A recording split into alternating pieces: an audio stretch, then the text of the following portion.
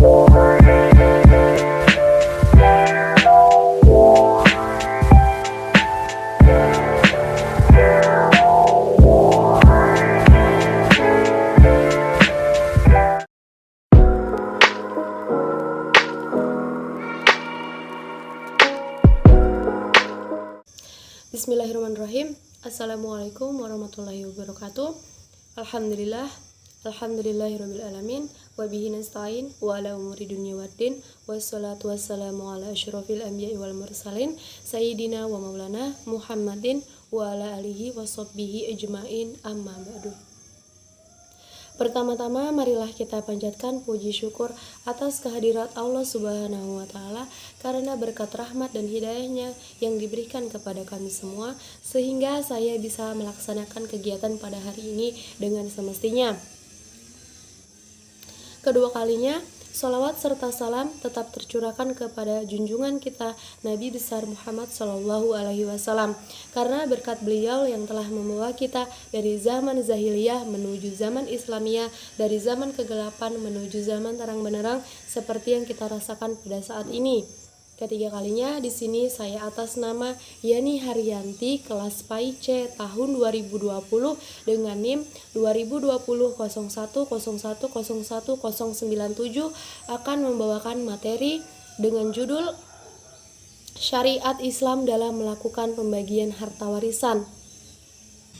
Bismillah.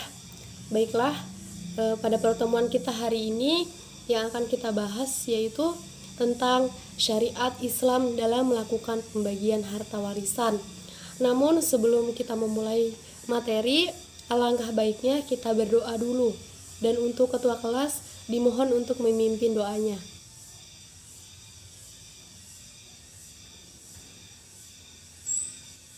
Amin. Dan untuk siswa sekalian, apakah ada yang tidak hadir pada hari ini? Oh iya, bagus ya, semuanya hadir. Oke. Dalam pertemuan hari ini saya akan menjelaskan 2 poin. Yang pertama yaitu apa sih itu harta warisan, dan yang kedua yaitu siapa sajakah yang berhak mendapatkan harta warisan serta bagaimana cara pembagiannya. Kita masuk ke poin pertama yaitu apa sih itu harta warisan? Harta warisan adalah harta yang ditinggalkan oleh orang meninggal dari pihak keluarga kita sendiri yang masih memiliki hubungan darah, hubungan persaudaraan, dan hubungan pernikahan. Ada 2 macam harta warisan. Yang pertama yaitu harta bergerak dan yang kedua yaitu harta tidak bergerak. Contoh harta bergerak seperti kendaraan, surat berharga, perhiasan, dan lain sebagainya. Nah, yang kedua yaitu contoh harta tidak bergerak seperti bangunan dan tanah. Namun warisan bukan hanya sebatas peninggalan harta semata. Bisa jadi orang yang meninggal tersebut masih meninggalkan hutang. Nah, dalam hal ini ahli waris harus atau wajib melanjutkan hutang yang belum dibayar oleh mendiang tersebut. Nah, tidak ada ukuran pasti kapan harta warisan akan dibagikan. Namun alangkah baiknya harta warisan harus segera dibagikan demi kemaslahatan bersama. Meski begitu, keluarga bisa bermusyawarah untuk menentukan hari pembagiannya. Dan pada intinya, pembagian harta warisan tidak boleh ditunda-tunda dan harus segera dilaksanakan agar tidak terjadi perselisihan di kemudian hari.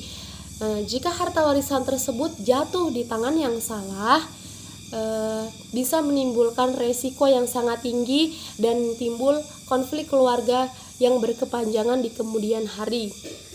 Di Indonesia, di negara kita, mereka memiliki aturan hukum warisan tersendiri. Yang pertama yaitu hukum waris adat, yang kedua yaitu hukum waris perdata, dan yang ketiga yaitu hukum waris Islam. Yang pertama yaitu hukum waris adat. Hukum waris adat adalah aturan pembagian peninggalan berdasarkan hukum adat suku tertentu di Indonesia. Norma-norma hukum adat memang tidak secara jelas tertulis, tapi aturan adat ini masih kuat dijalankan di beberapa suku tertentu di Indonesia. Hukum waris adat, mereka memberikan pembagian warisan berdasarkan gender. Nah, dan selain berdasarkan gender, hukum waris adat pun ada yang membagi warisan mereka berdasarkan penetapan ahli waris dan barang peninggalan. Yang pertama yaitu sistem waris individual, yang kedua yaitu sistem waris kolektif, dan yang ketiga yaitu sistem waris mayorat. Baiklah, kita masuk ke poin yang kedua yaitu hukum waris perdata. Hukum waris perdata adalah hukum pembagian harta peninggalan berlandaskan Kitab Undang-Undang Hukum Perdata atau biasa disebut dengan KUHP yang digunakan oleh masyarakat non-muslim di Indonesia. Dalam hukum waris perdata ada dua sistem yang digunakan untuk menentukan ahli waris. Yang pertama yaitu hukum waris absentantio, yang kedua yaitu hukum waris testamentair. Dalam hukum waris perdata, berikut ini adalah ahli waris yang tidak berhak mendapatkan harta warisan mereka disebabkan karena hal tertentu. Yang pertama yaitu orang yang sengaja membunuh atau mencoba membunuh pewaris yang telah ditetapkan oleh hakim di pengadilan. Yang kedua yaitu orang yang menggunakan kekerasan untuk menekan pewaris untuk membuat surat wasiat palsu yang menguntungkan pihak tertentu saja. Yang ketiga yaitu orang yang terbukti memfitnah pewaris dan telah dijatuhi vonis atas perbuatan tindak kriminal dengan hukuman minimal 5 tahun penjara atau lebih berdasarkan putusan pengadilan. Dan yang keempat yaitu orang yang menggelapkan, merusak, dan memalsukan surat wasiat dari pewaris. Dan dalam hukum waris perdata, berikut ini adalah ahli waris yang berhak mendapatkan harta warisan mereka. Yang pertama yaitu golongan pewaris berdasarkan hubungan pernikahan dan keturunan atau hubungan darah. Yang kedua yaitu hukum pewaris yang belum menikah atau belum memiliki anak. Yang ketiga yaitu golongan pewaris yang tidak memiliki saudara kandung atau biasa disebut dengan anak tunggal. Dan yang keempat yaitu golongan pewaris keluarga yang sedarah yang masih hidup dari silsilah orang tua dan garis lain yang derajatnya paling dekat. Ahli warisnya adalah orang tua dan kakek nenek mendapatkan setengah dari harta yang bersangkutan. Sisanya dibagikan kepada ahli waris garis lain yang sederajatnya paling dekat. Dan yang ketiga yaitu hukum waris Islam. Hukum waris Islam adalah hukum aturan yang pembagian harta peninggalannya berlandaskan kitab suci Al-Quran yang dijalankan oleh para pemeluk agama Islam. Dalam hukum waris Islam ada dua kelompok anggota keluarga yang berhak atas harta warisan mereka. Yang pertama yaitu garis keturunan laki-laki. Garis keturunan laki-laki contohnya seperti kakek, ayah, anak laki-laki, cucu laki-laki dari anak laki-laki dari saudara laki-laki, suami, paman, anak dari paman, dan laki-laki yang memerdekakan budak. Yang kedua yaitu garis keturunan perempuan. Garis keturunan perempuan contohnya seperti nenek, ibu, anak perempuan, cucu perempuan dari anak laki-laki, saudara kandung perempuan, istri, dan wanita yang memerdekakan budak.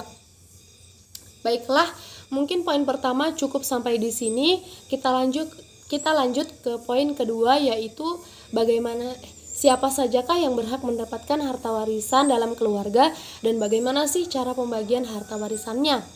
Sebenarnya di dalam sebuah keluarga itu semuanya berhak mendapatkan harta warisan mereka selama mereka masih memiliki hubungan persaudaraan, hubungan pernikahan, dan hubungan darah. Pembagian harta warisan dalam Islam telah diatur dalam Al-Quran, yaitu pada surat An-Nisa yang menyebutkan bahwa pembagian harta warisan dalam Islam telah ditentukan. Ada 6 tipe presentase pembagian harta warisan. Ada pihak yang mendapatkan setengah, 1/4, 1/8, 2/3, 1/3, dan 1/6. Yang pertama yaitu setengah harta warisan. Setengah harta warisan diberikan kepada anak perempuan, cucu perempuan dari anak laki-laki, saudara kandung dari orang tua yang sama, saudara kandung dari ayah, dan suami tanpa anak. Yang kedua yaitu 1/4 harta warisan. 1/4 harta warisan diberikan kepada suami dengan anak atau cucu dan istri tanpa anak atau cucu dari anak laki-laki. Yang ketiga yaitu 1/8 harta warisan. 1/8 harta warisan diberikan kepada istri dengan anak atau cucu dari anak laki-laki. Yang keempat yaitu 1/3 harta warisan. 1/3 harta warisan diberikan kepada ibu tanpa anak dan saudara perempuan satu ibu, 2 orang atau lebih. Yang kelima yaitu 2/3 harta warisan. 2/3 harta warisan diberikan kepada anak perempuan, cucu perempuan dari anak laki-laki, saudara kandung perempuan dari orang tua yang sama, dan saudara kandung perempuan dari ayah yang sama. Yang keenam yaitu 1/6 harta warisan. 1/6 harta warisan diberikan kepada ibu dengan anak atau cucu dari anak laki-laki, nenek, saudara kandung perempuan dari ayah, saudara perempuan dari orang tua yang sama, ayah bersama anak atau cucu dari anak laki-laki, dan kakek. Nah, pembagian harta warisan ini dalam Islam memiliki bidang ilmu tersendiri, yaitu ilmu faraid. Ilmu faraid adalah ilmu tentang pembagian harta warisan. Melalui kajian ilmu inilah pembagian harta warisan dalam agama Islam dibagikan dan dilakukan secara berhati-hati, cermat, dan dibagikan secara seadil-adilnya atas petunjuk dari kitab suci Al-Quran. Dalam hukum waris adat, orang yang terpercaya atau dipercaya membagikan warisan biasanya adalah seorang ketua atau sosok yang dituakan di suku tersebut. Nah, dalam hukum Islam perdata, pembagian warisan dilaksanakan oleh notaris, apalagi terkait dengan surat wasiat yang sudah dimiliki ketetapan hukum. Nah, sedangkan dalam hukum waris Islam, sosok yang dipercaya untuk membagi harta warisan biasanya berasal dari kalangan yang memahami ilmu faraid atau ilmu perhitungan pembagian warisan berdasarkan hukum Islam. Bantuan kepada tokoh agama yang memahami pembagian warisan dan mendapatkan kepercayaan dari seluruh ahli waris. Itulah makna pembagian dan bentuk warisan. Pada momen-momen pembagian biasanya turut mengundang pihak ketiga agar perhitungan warisan bisa menjadi lebih netral. Harapannya agar tidak ada perselisihan yang terjadi di kemudian hari dikarenakan pembagian harta warisan dilakukan oleh orang yang tidak memiliki kepentingan atas warisan. Nah, mungkin cukup itu saja, 2 poin itu saja yang bisa saya jelaskan pada hari ini. Jika kalian masih kurang atau masih ingin mengetahui lebih banyak, sebaiknya kalian bisa mencari di Google ataupun dari sumber-sumber buku lainnya yang telah diberikan oleh atau disediakan oleh pihak sekolah ataupun lain sebagainya. Dan anak-anak, apakah ada yang ingin bertanya? Oh, baiklah, tidak ada yang bertanya ya. Oke, terima kasih. Mungkin untuk pertemuan hari ini cukup sampai di sini. Wabillahi taufiq wal hidayah. Wassalamualaikum warahmatullahi wabarakatuh.